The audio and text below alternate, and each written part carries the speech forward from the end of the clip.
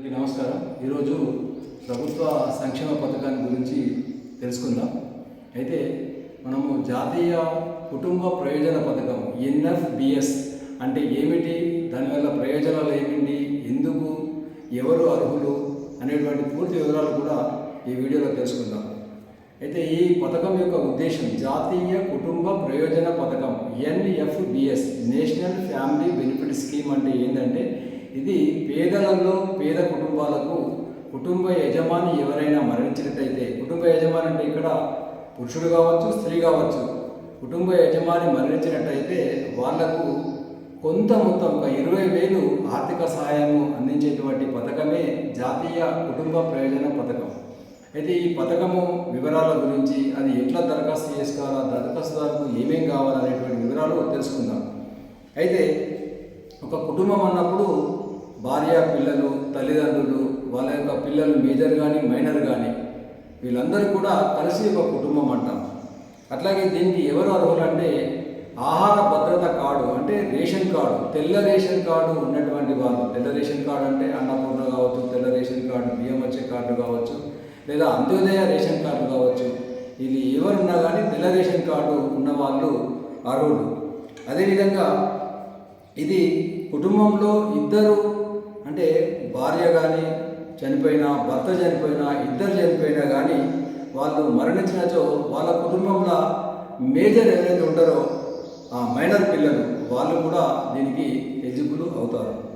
అట్లాగే ఎవరు అనర్హులు, ఎవరు దీనికి అప్లై చేసుకోవద్దు అని అంటే జనశ్రీ బీమా యోజన అనేటువంటి ఒక పథకం ఉంది. జనశ్రీ బీమా యోజన, ఆమ్ ఆద్మీ బీమా యోజన, అదేవిధంగా ఆపద్ బంధు, ఈ 3 పథకాలలో ప్రయోజనం పొందినటువంటి వాళ్ళు ఎవరు కూడా ఈ జాతీయ కుటుంబ ప్రయోజన పథకం కింద మరి అప్లై చేసుకోవడానికి అనర్హులు. అట్లాగే మరి వయస్సు విషయానికి వచ్చినట్టయితే 18 సంవత్సరాల నుంచి 59 సంవత్సరాల మధ్య ఉన్నటువంటి కుటుంబ యజమాని చనిపోయినట్టయితే వాళ్ళు దీనికి దరఖాస్తు చేసుకోవచ్చు. అదేవిధంగా మరణకాలం, మరి ఏమై చనిపోతే కుటుంబ యజమాని సహజ మరణం కావచ్చు, లేదా అంటే ఏదైనా జబ్బుపడి మరణించవచ్చు, లేదా యాక్సిడెంట్ ఏదైనా ప్రమాదంలో కూడా పాము కాటు కానీ, తేలుబాటు కానీ, ఏదైనా రోడ్డు ప్రమాదం కానీ అట్లా ఏ మరణమైనా కూడా వాళ్ళకి ఇది వర్తిస్తుంది. అట్లాగే లబ్ధిదారులు అంటే కుటుంబ యజమాని చనిపోతే వాళ్ళ కుటుంబ సభ్యులు ఎవరైతే ఉంటారో వాళ్లకు ఈ యొక్క ఆర్థిక సహాయం అనేటువంటిది అందుతుంది. అదేవిధంగా దరఖాస్తు చేసే విధానం అన్నప్పుడు మన దగ్గరలో ఉన్నటువంటి మీ సేవా కేంద్రాలకు వెళ్ళి ఇది దరఖాస్తు చేయాలి. అట్లాగే దీంట్లో చెల్లింపు 20,000 నగదు ఇవ్వరెవరు కూడా, అంటే డైరెక్ట్ బెనిఫిట్ ట్రాన్స్ఫర్ అనేటువంటి నేరుగా ఆ యొక్క లబ్ధిదారు యొక్క ఖాతాకు, అంటే ఎవరైతే ఎలిజిబుల్ ఉన్నారో ఆ కుటుంబ సభ్యుల బ్యాంక్ అకౌంట్కు నేరుగా పంపించడం అనేటువంటిది జరుగుతుంది. మరి దీనికి అవసరమైనటువంటి పత్రాలు దరఖాస్తు చేసుకోవాలంటే మీ సేవకు వెళ్ళాలి. అంటే అవసరమైనటువంటి పత్రాలు అంటే దరఖాస్తు పత్రం ఒకటి ఉంటుంది. ఆ దరఖాస్తు పత్రం లోపల ఫోటో అతికించాలి ఖచ్చితం. అదేవిధంగా తెల్ల రేషన్ కార్డు దానికి జతపరచాలి. చనిపోయిన వ్యక్తి యొక్క డెత్ సర్టిఫికేట్, మరణ ధృవీకరణ పత్రము జత చేయాలి. చనిపోయిన వ్యక్తి యొక్క ఆధార్ కార్డు యొక్క జిరాక్స్ ప్రతిని జత చేయాలి. అదేవిధంగా చనిపోయిన వ్యక్తి యొక్క వయస్సు ఎంత ఉంది అనేటువంటిది ఆ నిర్ధారణ పత్రం కూడా దానికి జత చేయాలి.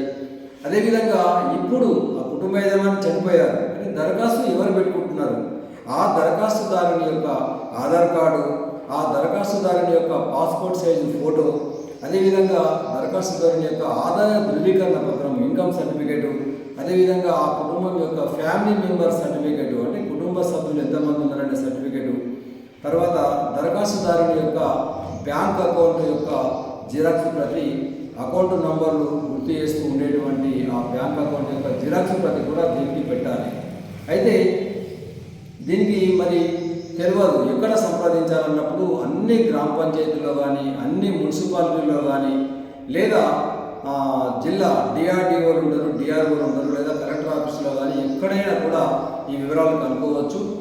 అదేవిధంగా ఇది అత్యంత ముఖ్యమైన విషయం ఏంటంటే ఎవరు దీనికి ఎంతవరకు, ఏ తేదీ వరకు వీళ్ళు దరఖాస్తు చేసుకోవచ్చు ఎలిజిబిలిటీ అంటే 12 ఏప్రిల్ 2017 దీనికి కట్ ఆఫ్ డేట్. అంటే 12వ తేదీ ఏప్రిల్ నెల 2017 సంవత్సరము తర్వాత మరణించిన వ్యక్తులకు మాత్రమే ఇది వర్తిస్తుంది. ఈ తేదీలోపు మరణించిన వాళ్ళకు ఇది వర్తించదు. కాబట్టి 12 ఏప్రిల్ 2017 తేదీ అనేటువంటిది కట్ ఆఫ్ డేట్గా పెట్టడం జరిగింది.